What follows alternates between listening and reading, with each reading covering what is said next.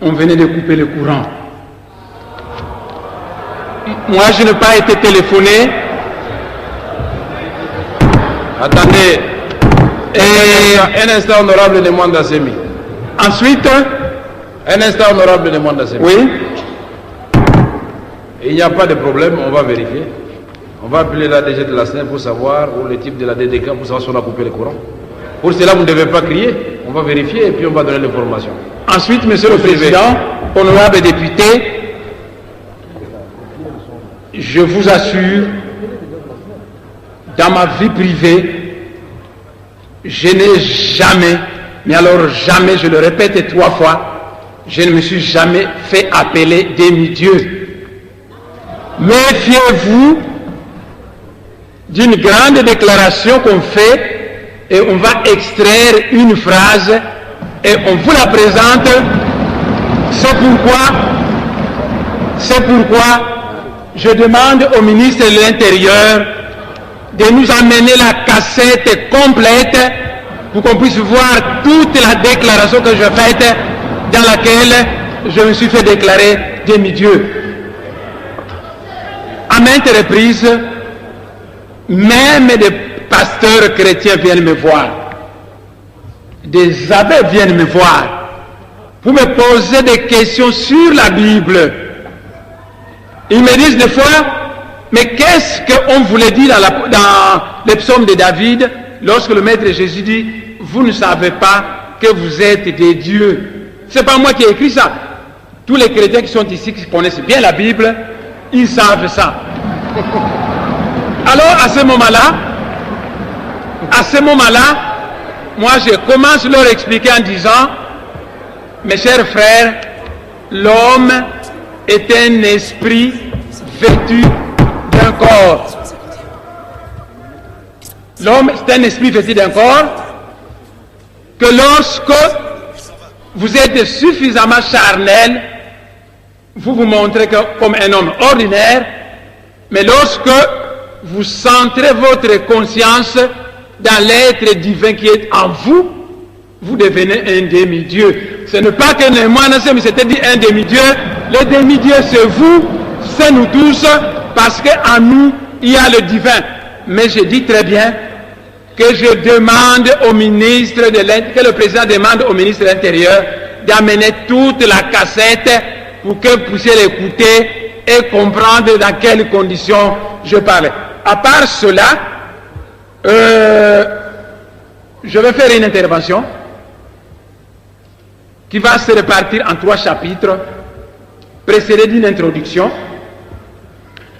Le premier chapitre va s'appeler la restauration de l'autorité de l'État. Et le deuxième chapitre va s'appeler les vrais problèmes du Congo central.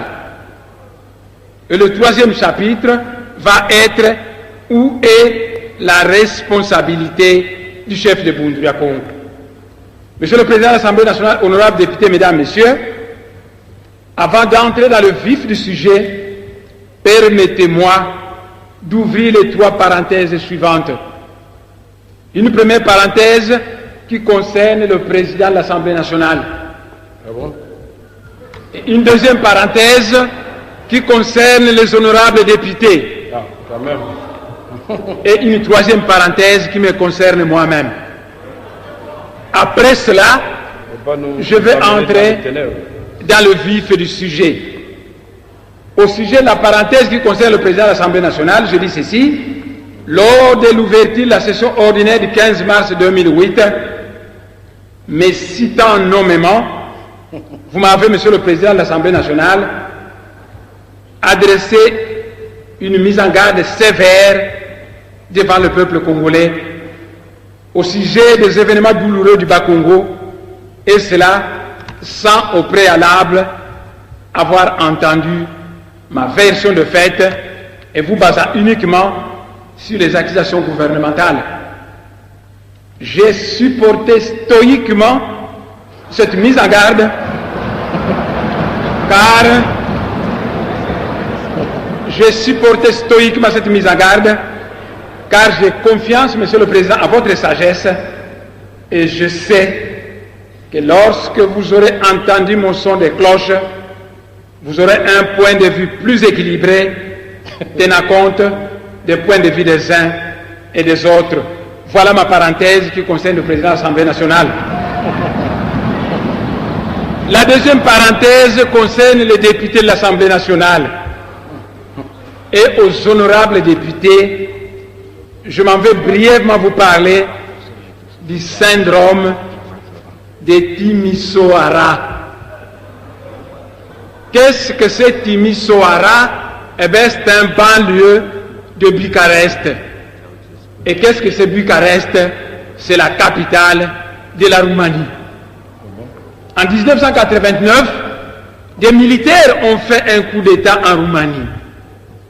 Et ces militaires tenaient coûte que coûte que le président Ceausescu et sa femme soient condamnés à mort.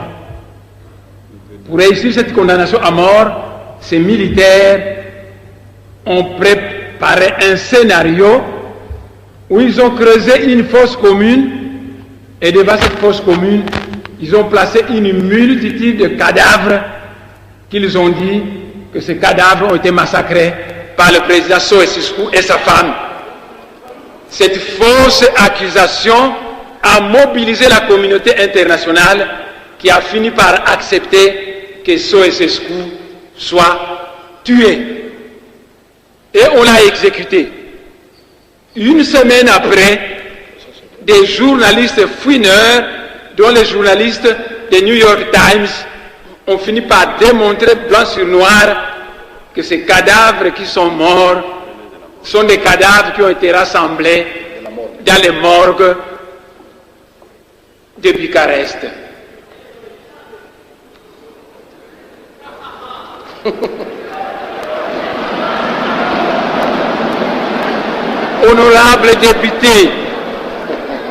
Honorables députés, soyez vigilants, car notre pays est infecté de Maradona qui cherche à vous dribbler. Notre pays est infecté de Maradona qui cherche à vous dribbler et à vous faire avaler des montages grossiers. Au nom de la séparation des pouvoirs, l'Assemblée nationale est indépendante. Et chaque fois, je suis votre collègue. L'Assemblée nationale, c'est comme une corporation. Attendez un instant. Honorable Sessanga, pourquoi vous vous agitez? Mais les images sont là. Et voilà, on affirme partout qu'on a coupé le courant. Pardon? Où c'est? Voilà. On a coupé. Mais attendez un instant. Honorable Sessanga, vous êtes assis là-bas, mais comment vous voyez le courant Matadi? Vous avez un pouvoir mystique.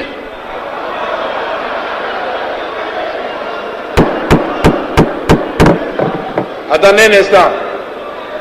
Pierre, appelez d'abord pour Matadi. Un instant.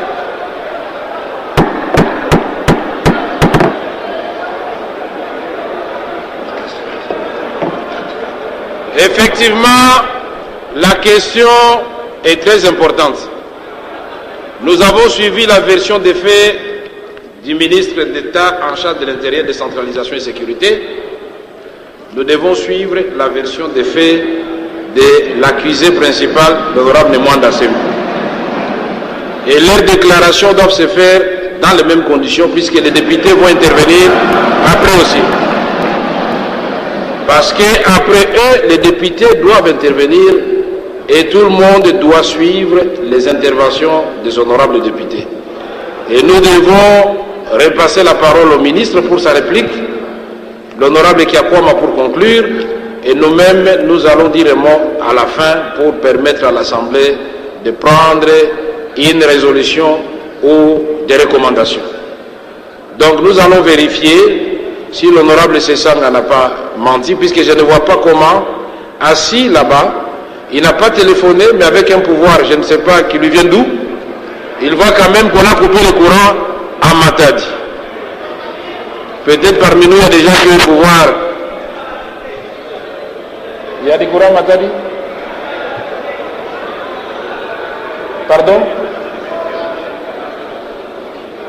La DG de la CNL est en train de vérifier.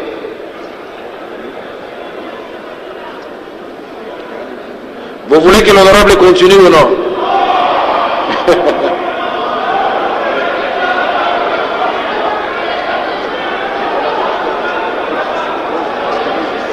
On a rétabli. Voilà, honorable Sessanga, l'honorable Pouela, honorable Kati, honorable Moubobo, je viens de vérifier. Non, attendez. C'est le rétablissement. On avait coupé ou on n'avait pas coupé? Attendez. Honorable Kati, puisque les mamans ne mentent presque pas. Honorable Kati. Venez au micro, honorable Kati Batondo. Je crois que tout le monde a confiance en maman Kati, n'est-ce pas?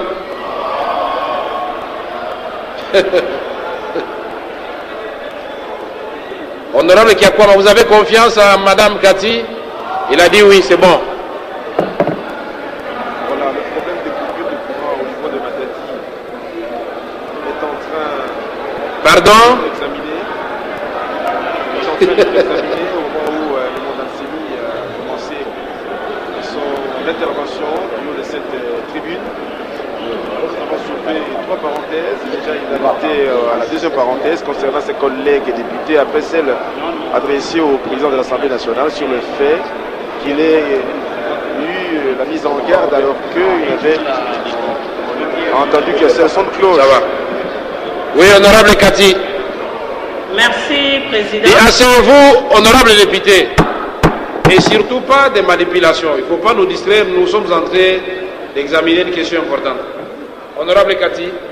Oui, merci, Président. Dans certains quartiers de la ville, il n'y avait pas de courant. Mais tout à l'heure, on vient de nous rassurer que les rétablissements... Attendez, honorable Kati, il ne faut pas ajouter à la confusion. Nous voulons savoir ceci. Dans les quartiers où il y avait du courant quand le ministre parlait, est-ce qu'à un moment on a coupé le courant dans tout Matadi? Non, pas du alors tout, c'est ça qu'il faut nous dire. Il y a du courant, honorable Président. Suivez, attendez. Les informations à ma possession indiquent qu'on n'a jamais coupé du courant à Matadi. On n'a jamais coupé du courant à Matadi. Et si dans certains quartiers où il n'y avait pas de courant, même quand les ministres parlaient, le courant vient d'être rétabli. Nous avons dit qu'ils envoient la même chose. Alors, honorable, vous êtes de l'opposition. Vous êtes de l'opposition, n'est-ce pas? Vous êtes de Matadi. Vous êtes en communication avec Matadi. Venez rassurer vos amis ici. J'espère que vous n'allez pas nous jouer aussi une blague. Honorable Kati, vous ne nous avez pas fait avancer. Il y a du courant à Matadi. Voilà, merci. J'ai parlé avec certains responsables de la ville qui nous ont rassurés et certains agents des entreprises publiques. Soyez calme.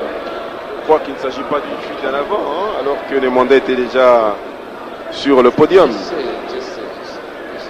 Mais c'est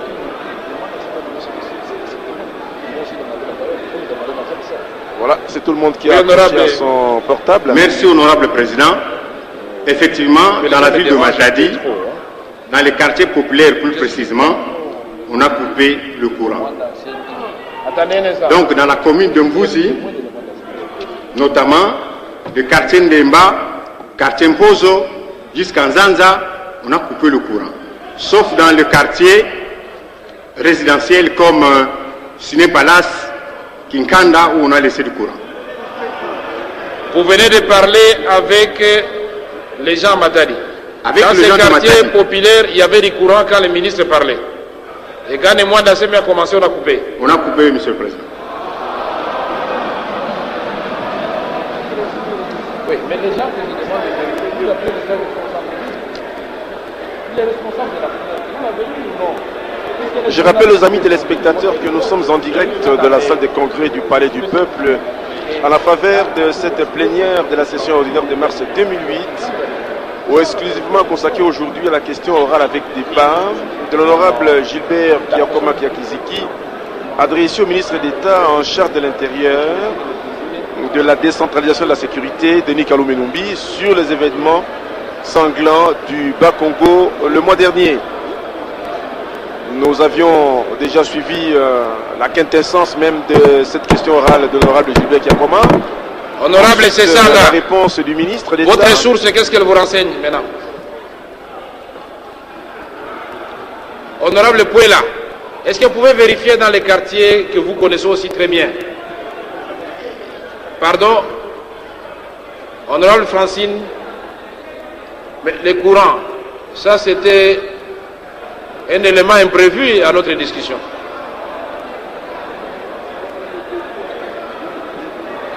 Donc je disais que c'est à cette occasion-là que nous sommes ici, les députés nationaux réunis en assemblée plénière, pour débattre de la question.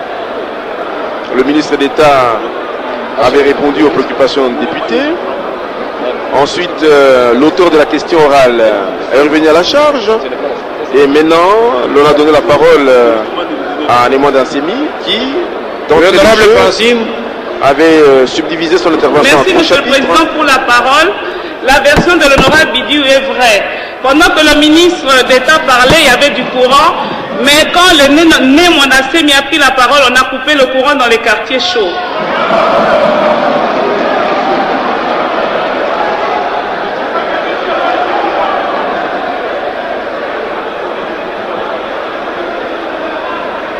Asseyez-vous, honorable député. Honorable Mvouemba. Honorable Mvouemba, regagnez votre place rapidement. Sinon, je vous applique les règlements. Honorable Mvouemba, vous regagnez votre place immédiatement. Sinon, je vous applique les règlements. Et les autres, vous vous asseyez, chacun à sa place. Asseyez-vous. Ok, asseyez-vous, madame. Ne vous agitez pas. Vous êtes à Matadi. Vous êtes du Bas-Congo. Attendez, ce n'est pas une question de parler. C'est une question de vérifier l'information. Personne ici, asseyez-vous. Personne ici. Honorable Mbosso, vous êtes en communication avec Matadi? Voilà, l'honorable Mbosso Kodiampouanga va venir également donner l'information qu'il détient au sujet de la coupure du courant à Matadi, dans la province du Bas-Congo, où d'ailleurs est érigé le BDK, le Bundu Dian Congo. Les uns soutiennent qu'il y a eu coupure de courant, les autres disent que le courant a été rétabli, mais finalement, l'on ne sait à quel sens c'est voué en ce qui concerne ce petit problème qui n'a rien à voir avec la question orale, avec débat de l'honorable Gilbert Kiakiziki Mikamiamboa. L'honorable Mbosso détiendrait aussi une information là-dessus. C'est ainsi que le président l'a appelé au micro pour livrer cette information à l'Assemblée plénière. Alors que tout le monde suivait religieusement l'intervention de l'honorable Némoine Dansemi, élu de l'Ouozi, sur les événements qui s'y étaient survenus. Amisi Masudi Tambwe zali penza mawa mingi po ya kotala makambo ebandi penza malamu pe eyeko koma na esika te bayoka mapanzela ya Némoine Dansemi na ntina na ndenge bakolaki makambo ya lolenge na lolenge kobanda na mituna ya Gilbert Kiakiziki Mikamiamboa pe na boyanolami kwa minisiti on atali mambima mundele mboka Denis Kalina Mindi oyo lobaki penza te makambo baso beba nyonso akwakaki yango na moto ya Némoine Dansemi pe oyeleko maloba epesamelaki po ete Némoine Dansemi mokambi wa Bundu dia Congo akoka bongo koyanola na baemaso balobelaki na mabe nyonso bapeselaki ye po ete aloba soki ezali ya solo to ndenge po ete bayoka mpe mabanzela na ye talaka na mbala kaka balobi te na ngambo ya etuka ya Bakongo kuna na Matadi loteliki lokatani toyebi te soki ezali ya lokuta to ya solo yango wana moto na moto asimbi ya ye eyokeli to appareil ya communication po ya kotuna soko penda ya solo lotiliki lokatani ngambo kuna ya Bakongo ndenge. Monsieur le Président, merci de la parole. Monsieur le Président, j'ai trois situations. Oui. Kimpese, Matadi et Kinshasa. À Kimpese, le courant n'est pas coupé. Les gens suivent les débats à la télévision et à la radio. À Matadi, il y a deux situations. Il n'y a pas eu coupure, mais certains quartiers sont en état de délestage.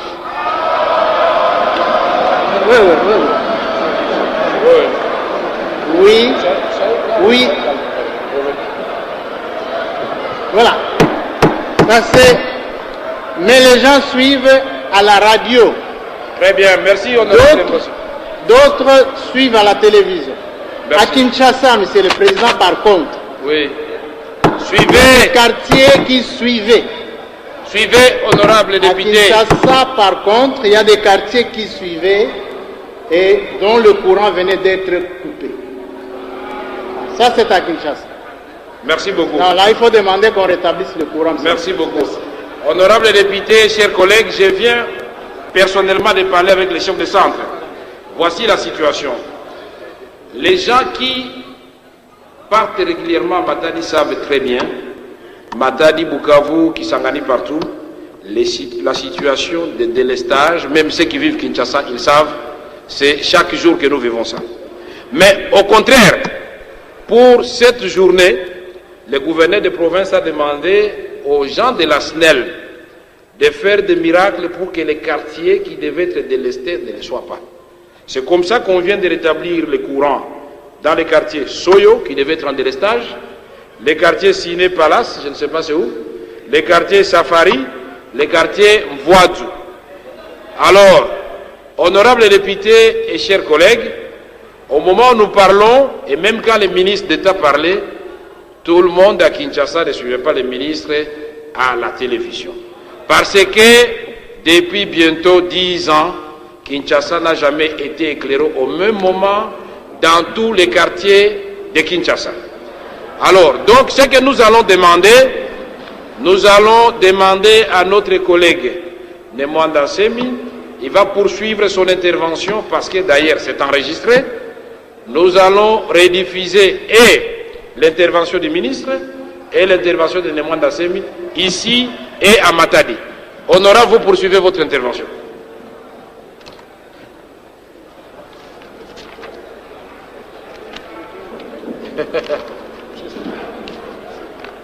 C'était une parenthèse. Il doit fermer la parenthèse maintenant. Honorable Nemwanda Semi, vous avez la parole. Donc, j'avais dit que j'avais 3 parenthèses à faire.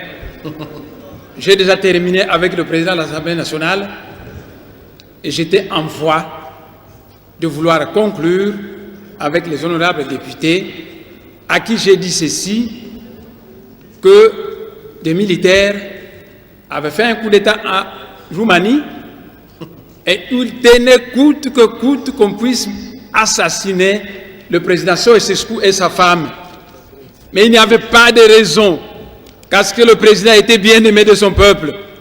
Et qu'est-ce que ces militaires ont fait? Ils ont creusé une fosse commune, ils ont placé tout autour des cadavres, et ils ont dit que c'était le fruit des exactions de Ceausescu et sa femme. Alors toute la communauté internationale a condamné le président et a trouvé que c'était normal qu'on puisse le condamner à mort. Et il a été condamné, dommage si vous ne connaissez pas l'histoire, et il a été condamné à mort, et après la condamnation à mort, 1 semaine seulement, des journalistes se sont mis à chercher, parmi lesquels les journalistes New York Times, et ils ont démontré que tous ces cadavres qu'on avait présentés là-bas n'étaient qu'un montage, parce qu'ils avaient tous des fiches de traitement dans les hôpitaux où on les avait déclarés morts. C'était donc des cadavres qu'on était parti prendre dans les morgues de Bucarest et qu'on a prétendu que c'était le fruit des exactions du président Ceausescu. Alors j'ai dit ceci aux honorables députés, mais nous formons une corporation. Il y a la séparation de pouvoir. Et dans le cadre de cette séparation de pouvoir, le Parlement doit pouvoir être indépendant. Lorsque, dans l'ordre de médecin, qu'un médecin a commis une faute, par exemple, où il est accusé de quelque chose, mais les médecins ne sacrifient pas facilement un collègue à eux. Attendez, Attendez. Et les médecins, attendez. Attendez un instant, dis. Mais attendez que je termine. vous. Qu'est-ce que les médecins font? Attendez un instant, honorable de Mwandasemi. Mais qu'est-ce qui se passe, honorable? C'est faux par rapport à quoi? Puisque la suite, vous ne savez pas ce qu'il va dire. C'est faux par rapport à quoi? Faux par rapport attendez, à quoi? Puisque que je termine. il n'a même pas encore terminé sa phrase, vous levez, c'est faux. Par rapport à quoi? C'est pas possible.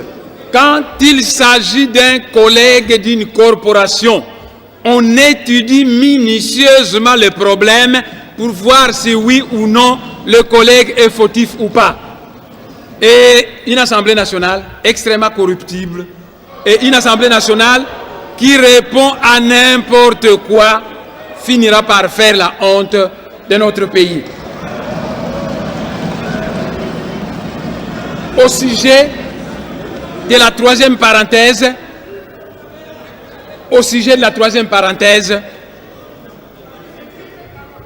excusez-moi, au sujet de la troisième parenthèse, le ministre de l'Intérieur vous a dit que Mwandasemi était détesté à Luozi. Il vous a présenté un groupe de notables qui a signé. Je veux bien que lui, en tant que ministre de l'Intérieur, qu'il organise un référendum dans le Bas-Congo et je lui défie que je gagnerai ce référendum à plus de 85% parce que la population du Congo central continue à me faire confiance. Après la décision de Matadi, je suis resté silencieux et combien de messages j'ai reçus des professeurs Bas-Congo, des avocats, des médecins, des notables. Je demande au ministre de l'Intérieur d'organiser un référendum pour démontrer la popularité ou l'impopularité actuelle de Mwandasemi. Mais je continue au sujet de la troisième parenthèse. Excusez-moi que je puisse commencer mon exposé en parlant de moi-même. Parce que ce que je vais vous dire va vous aider à mieux comprendre la suite de mon discours. Eh bien, l'honorable Mwandasemi est le député national qui a obtenu le plus de voix au Congo central. Un membre de la Fondation Carter, section Belgique, a dit que l'honorable Mwandasemi était un grand leader qui a été voté partout dans les 10 territoires du Congo central, même dans les circonscriptions électorales où il n'a pas posé sa candidature et où il a obtenu plus de voix que certains députés élus de ces circonscriptions. Fin de citation. Monsieur le Président de l'Assemblée nationale, honorables députés, mesdames, messieurs, personne ne peut devenir très populaire dans son pays, dans sa province, si son action ne rencontre pas les préoccupations de la population. À quoi est due la grande popularité de l'honorable Mwandasemi au Bas-Congo, à Kinshasa, dans la diaspora congolaise et à l'ouest de la République démocratique du Congo. Partout au Congo central, la population a un refrain, même les prêtres catholiques, un refrain qu'elle répète constamment, à savoir Bundu dia Congo dit tout haut ce que les Bas-Congo disent tout bas. Mwandasemi donc est un porte-parole, un transmetteur de la volonté d'un peuple soumis à une accumulation de frustration. Mais puisque le peuple lui fait confiance, Mwandasemi est donc l'interlocuteur valable dans toutes les négociations gouvernementales en vue de résoudre le problème de frustration de la population de la province du Congo central. Au lieu d'aborder le problème sous cet angle, le gouvernement refuse et préfère mettre au devant des montages, des massacres, des condamnations gratuites, des faux fuyants. L'Assemblée nationale et l'Assemblée provinciale avaient décidé l'organisation d'une table ronde au Congo central après les événements de 2007. Le gouvernement a mis cela en veilleuse et s'est mis à attendre un prétexte pour nuire. Monsieur le Président de l'Assemblée nationale, honorables députés, mesdames, messieurs, l'actuel génocide du Congo central est un crime prémédité qui a été planifié il y a une année de cela et qui avait été baptisé par ses initiateurs sous le nom de Opération Silence on tue. C'est dans ce cadre que le général Raus, qui est un Belge d'origine zambienne, a été envoyé au Bas-Congo.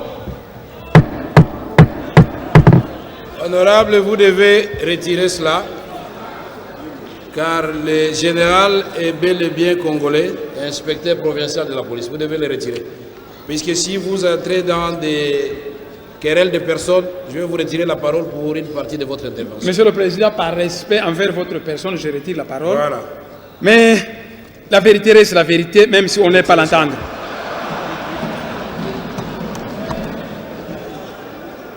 Il avait, entre autres, la mission d'infiltrer Bundula Congo par des éléments préparés qui allaient se mettre à créer certains désordres que le régime en place devait mettre sur le dos de Bundula Congo. L'opération Liti Timboka, qui avait fait un mort à l'université de Lubumbashi, a amené la Belgique à pousser la communauté internationale à diaboliser le régime du président Mobutu. Aujourd'hui, face à l'opération Silence on tue, qui a fait presque 1 millier de morts au Congo central, le peuple congolais n'apprécie pas du tout la réaction timorée de la Belgique. Et nous savons que l'opération a été confiée à un général congolais diplômé d'une école militaire belge et recruté en tant qu'agent de la sûreté belge. Nous sommes bien informés, je sais de quoi je parle et je pèse bien mes mots. Pour déjouer ces manœuvres d'infiltration de Bundula Congo par le général Raus, le chef de Bundula Congo avait prévu l'organisation d'un congrès de Bundula Congo pendant les vacances parlementaires où il allait être question de parler des disciplines de Bundula Congo et de traiter le fameux sujet d'infiltration de notre organisation. Le gouvernorat du Bas-Congo, en complicité avec le ministère de l'Intérieur, a empêché l'honorable Mwanda Nsemi d'aller en congé parlementaire. Vous le savez très bien et comprenez pourquoi. Si je partais en congé parlementaire, j'allais conscientiser mes cadres, j'allais, et ils n'allaient plus avoir le prétexte pour nuire. N'oubliez pas, Monsieur le Président, que dernièrement, vous avez envoyé l'honorable Mvwemba dans une mission de pacification. Aussitôt qu'il a terminé sa mission, mais c'était le calme dans le Bas-Congo, dans toutes les zones qu'il a traversées. Immédiatement après, le gouverneur Mbati et M. Raus sont passés à Luozi, ils ont distribué l'argent à gogo. Ce sont les gens qui ont obtenu cet argent, qui m'ont téléphoné. Ils ont dit, toi, tu vas provoquer les catholiques, toi, tu vas provoquer parce que nous voulons une guerre de religion. Et finalement, j'ai demandé l'organisation d'un congrès de Bundula Congo où j'ai invité le général John Numbi. Je lui avais dit, mon général, à ce congrès, vous viendrez avec certains cadres de la police pour que nous puissions harmoniser les positions avec les cadres de Bundula Congo pour faire la paix. Le général John Numbi, j'ai remis la lettre à l'honorable Mvwemba qui a oublié de lui donner. Il lui a donné le jour où j'étais au ministère de l'Intérieur. Donc, vous voyez, quand je vais aller en congé parlementaire pour renforcer la discipline de mon organisation, le ministre de l'Intérieur met des militaires à Mitende qui m'empêchent de partir. Et quand je vais organiser un colloque, même quand je dis au général John Numbi qu'il va assister, eh bien, allez-y comprendre. En janvier dernier, après l'agitation du territoire de Nsekembanza, le chef de Bundula Congo avait prévu l'organisation d'un séminaire de formation des adeptes de Bundula Congo à Nsekembanza. Et là aussi, on m'a empêché d'organiser cela. Et pour empêcher l'organisation de ce séminaire, les hommes du général Raus sont allés précipitamment en Nsekembanza massacrer les adeptes de Bundula Congo, créant ainsi un mécontentement généralisé de nos adeptes. Afin de trouver un prétexte pour justifier ce massacre qu'il allait perpétrer dans le Bas-Congo, des évêques ont été consultés et on leur a promis de l'argent qu'ils allaient recevoir et des armes pour provoquer une guerre de religion, ce qui a amené ces évêques à venir me voir, et pendant que nous traitions avec eux, ils recevaient des SMS qu'ils me montraient, où on disait, voilà, on nous demande qu'est-ce que vous attendez, nous allons intervenir, on va vous donner les moyens. Et ces évêques ont dit, honorable, on veut nous manipuler, jamais nous n'allons cautionner de leur donner un prétexte pour massacrer la population du Bas-Congo.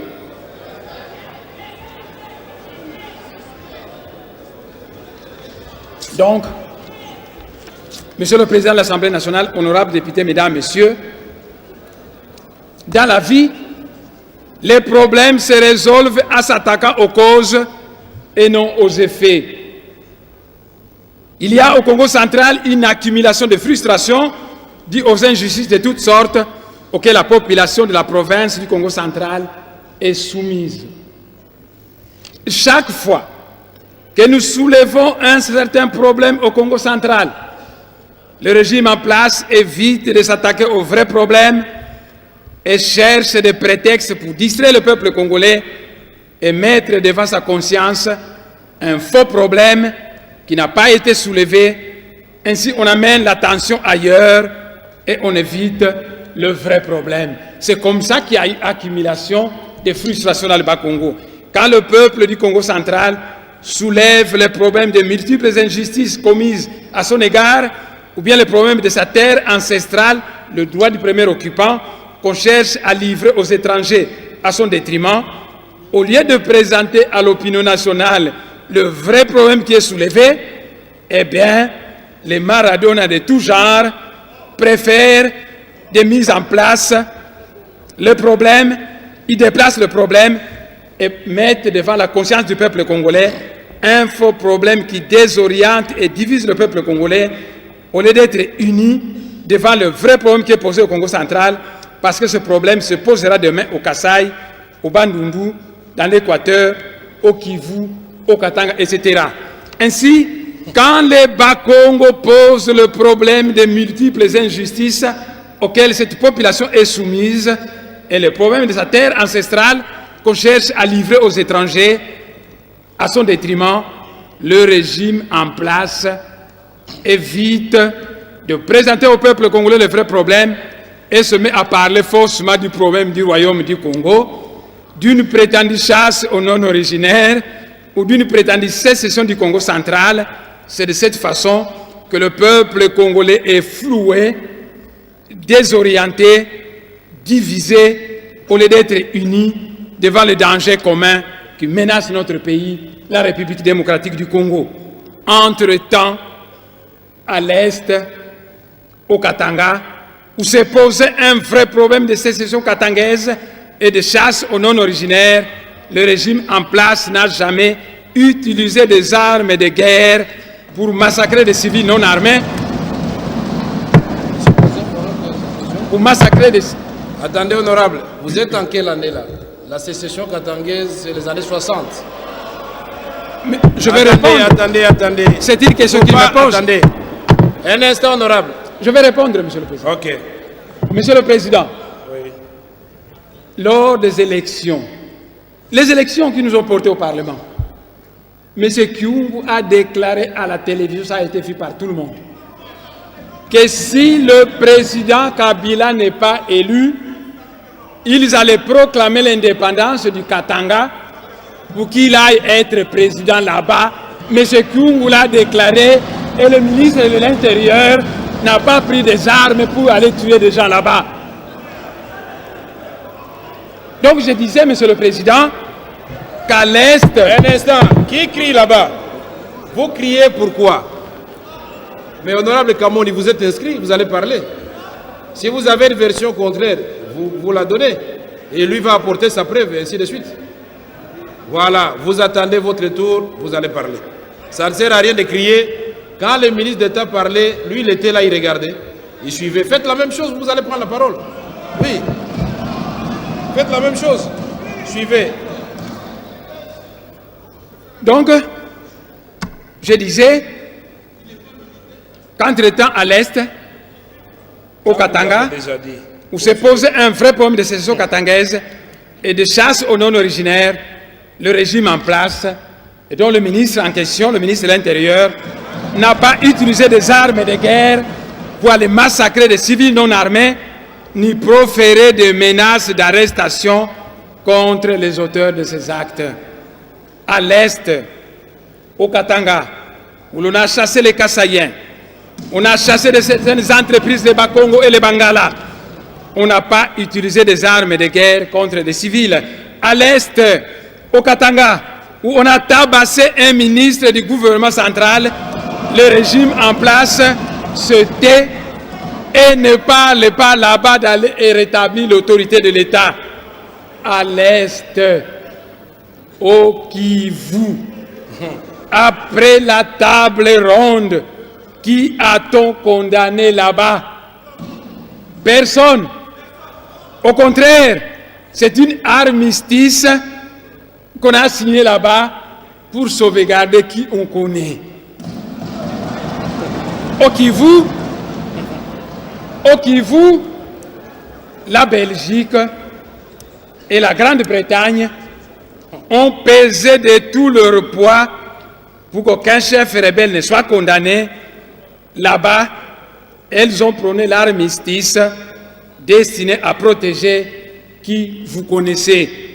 Par contre, au Congo central, on prône des condamnations injustes contre un innocent. Je ne sais pas si c'est cela qu'on appelle la justice de la communauté internationale. Dans la première version qu'il a donnée à la nation, le ministre de l'Intérieur a justifié son expédition militaire en disant que Bundura Congo aurait tué et mutilé une personne, que Bundura Congo aurait tué et brûlé une personne, et qu'il y avait une guerre de religion au Congo central. Le régime en place a accusé Bundura Congo d'avoir brûlé une personne au village Kimbala Zolele. Après vérification sur les lieux, conjointement par le comité de sécurité du territoire, dirigé par un administrateur du territoire qui n'est pas Moukongo, c'était Moulouba. Ce Moulouba avait mis sur pied un comité, il a pris des cadres de Bundura Congo, ils sont allés vérifier sur les lieux, et il a téléphoné M. Kounzi pour lui dire, nous avons vérifié, c'est une affaire de sorcellerie de membres d'une famille qui ne sont même pas membres de Bundura Congo, mais à Kinshasa, quelle est l'origine de beaucoup de Chégué? C'est parce que la famille trouve que cet enfant est un sorcier, on le persécute. Donc ce n'est pas une particularité de Bundura Congo. Le régime en place a présenté à la télévision les images d'une personne mutilée qu'on a mis sur la responsabilité de Bundura Congo. Lors de notre rencontre en février, dans son cabinet, monsieur le ministre en question, j'ai posé des questions à ce ministre de savoir quel est le nom de la victime. Un instant. Le mandat semi honorable. Le ministre, quand il est intervenu, quand il parlait de vous et des autres députés, il le faisait dans le respect de vos fonctions. Ça va être fait, j'ai Alors, compris. dans votre intervention, la prochaine fois que vous pointez les ministres de votre index, on considère que vous avez terminé votre intervention. Donc, vous adressez à la plénière. Et je voudrais que vous observiez cette règle-là. Adressez-vous à la plénière. Le minimum de règles. Comprenez ma peine, des milliers de tués, des milliers de maisons éventrées, des gens. Comprenez ma peine, Monsieur le Président, mais je comprends ce que vous dites. Voilà, adressez-vous à la plénière. Voilà. Merci. Donc, lors du Conseil de sécurité nationale, j'étais accompagné de l'honorable Mvouemba au ministère de l'Intérieur. Nous avons posé la question de savoir quel était le nom de la victime, quel était son village, quel était son secteur et quel était son territoire. À toutes ces questions, on ne m'a pas donné une réponse. Mais supposons, c'est un raisonnement pas absurde, supposons qu'il y a quelques adeptes de Bundura Congo qui ont fait cela. Eh bien, ici aussi, puisque l'infraction est individuelle, le gouvernement devrait arrêter le responsable de ce crime et le déférer devant le tribunal. Mais comme ce n'est qu'un montage, un prétexte, on a préféré aller massacrer des civils non armés. On a dit que Bundula Congo a chassé l'autorité administrative pour la remplacer par ses adeptes. Seulement, on ne nous a pas dit dans quelle localité cela s'est passé. Parce que partout où on a tenté d'incriminer Bundula Congo sur une affaire, l'administrateur du territoire de Luosi, avec son comité de sécurité, accompagné des cadres de Bundula Congo, s'est toujours déplacé à l'endroit concerné pour finalement se rendre compte que l'implication de Bundula Congo n'était pas fondée. Il y a des localités où les administratifs et les policiers ont été retirés exprès par le gouvernement pour prétendre après que c'est Bundula Congo qui les a chassés. C'est le cas d'Nkundi et des frontières. Pourquoi cela? Mais toujours à la recherche d'un prétexte pour nuire. Le régime en place a accusé Bundula Congo d'être une milice armée. Mais toute la presse congolaise, tous les journalistes, Monsieur le Président, ça fait 22 ans que Bundula Congo existe. Et toute la presse appelle Bundula Congo le mouvement politico-religieux. Si nous étions un mouvement politico-militaire, lors du partage du gâteau dans le cadre de 1+4, Bundula Congo serait servi. Nous n'avons pas été servis parce qu'on a servi que ceux qui ont les armes. On a servi que ceux qui ont les armes.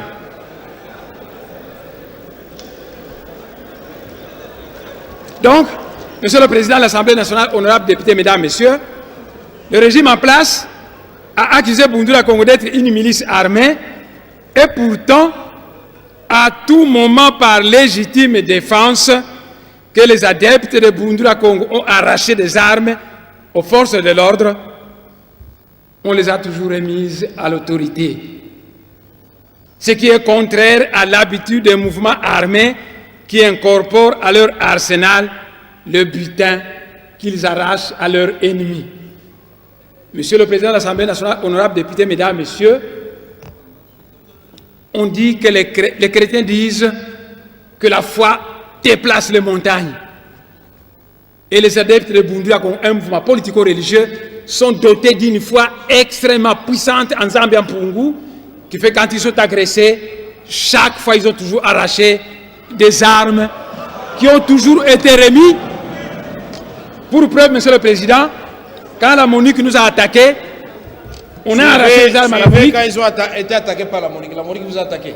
Monsieur le Président, après les élections à Matadi, oui. Après les élections à Matadi, l'armée gouvernementale nous avait attaqués et la MONUC l'a accompagné. Là aussi, les adeptes ont arraché des armes et des chargeurs.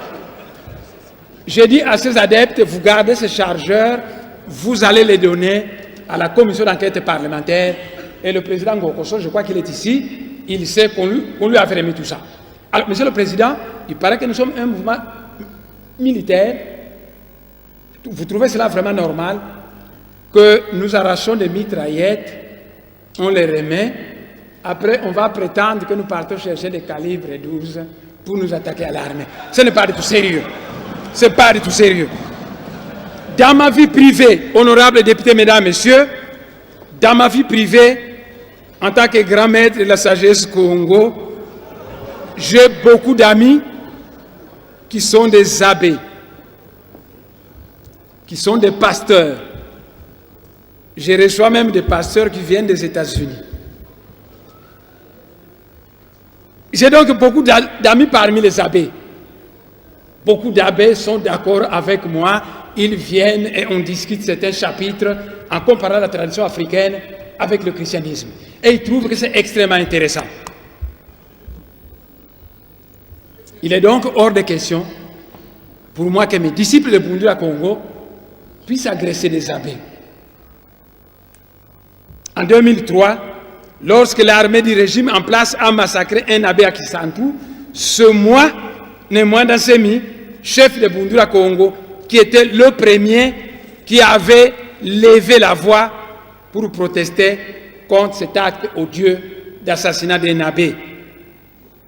Monsieur le Président, quand j'aime quelqu'un, j'aime couvrir ses erreurs. Souvent, quand vous êtes mon ami, que vous avez commis une erreur, je n'en parle pas, je vous invite secrètement et je vous dis, il ne faut pas faire ceci. Il est donc hors de question pour moi de divulguer certaines divagations de certains abbés, mais la difficulté c'est la suivante. Si je ne me défends pas, c'est moi qui va couler et je suis donc obligé de dire certaines vérités. Ainsi, on a faussement accusé Bundula Congo d'avoir chassé un abbé au bas fleuve. Alors qu'en réalité, cet abbé a été mis en cause par ses paroissiens pour avoir engrossé une fille de 14 ans et lui avoir fait avorter, entraînant des complications qui ont amené la jeune fille à divulguer l'affaire devant son papa. Ainsi, l'abbé avait pris la fuite. Monseigneur Mbuka de Boma, lors du sacre de Monseigneur Monsengo, est passé chez moi à la maison. Nous en avons parlé de ce cas qu'il a déploré.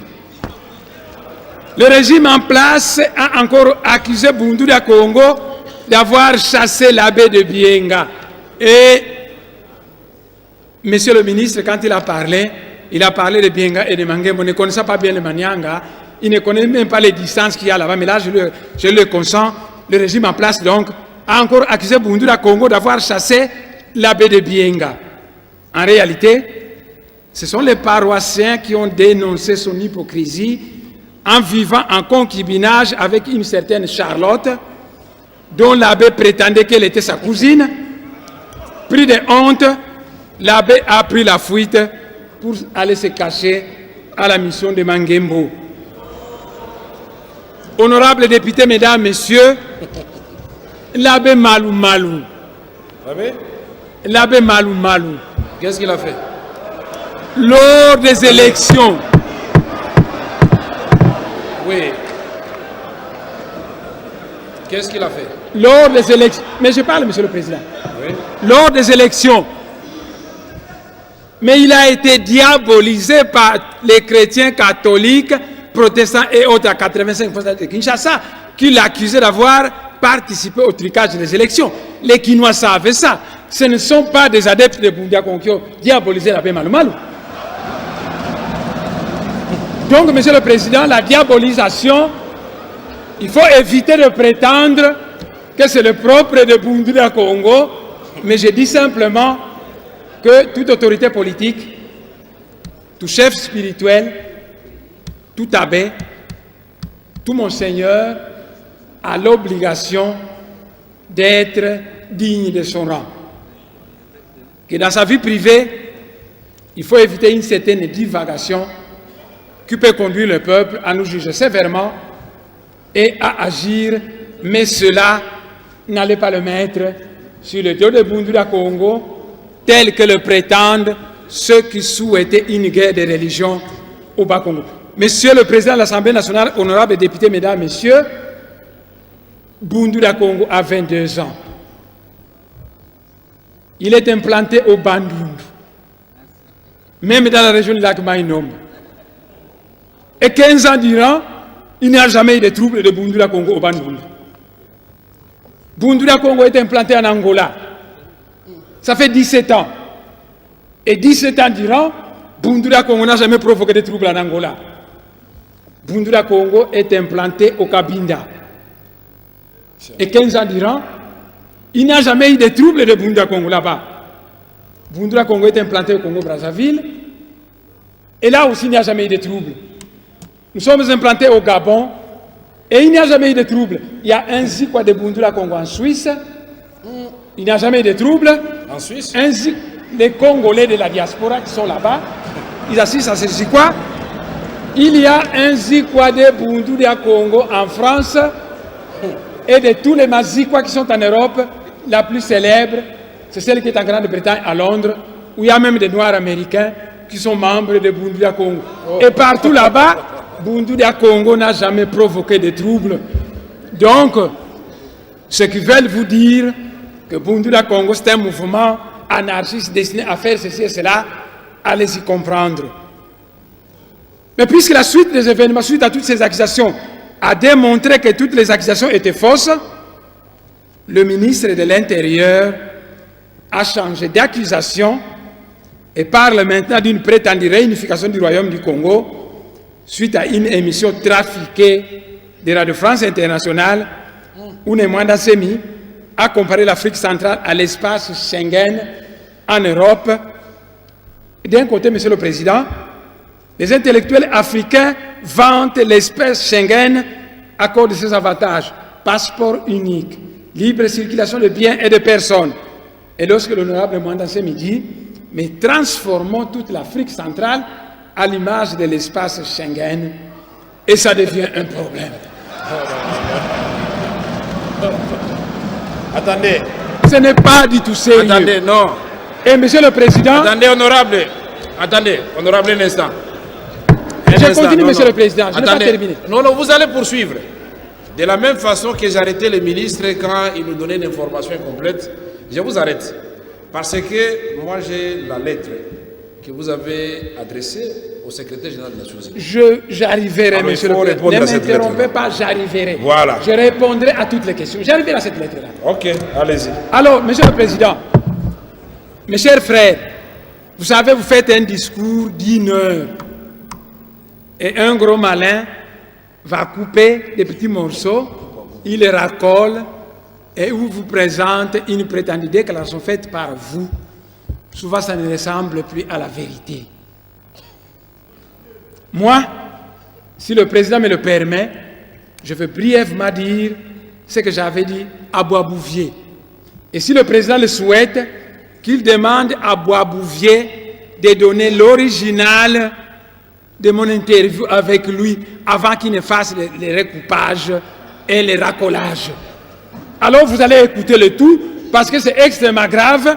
Vous avez fait une déclaration d'1 heure, on coupe un petit morceau de 3 minutes, on vous présente et on dit voilà, Nemwanda Semi se prend pour un dieu. Et vous croyez à ça, ce n'est pas du tout sérieux.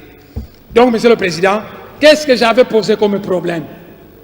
J'ai dit ceci à Boisbouvier, lorsque vous parcourez les frontières de la République démocratique Congo, toutes les frontières, il s'agit donc de faire le tour de nos frontières depuis la côte atlantique jusqu'à la côte atlantique.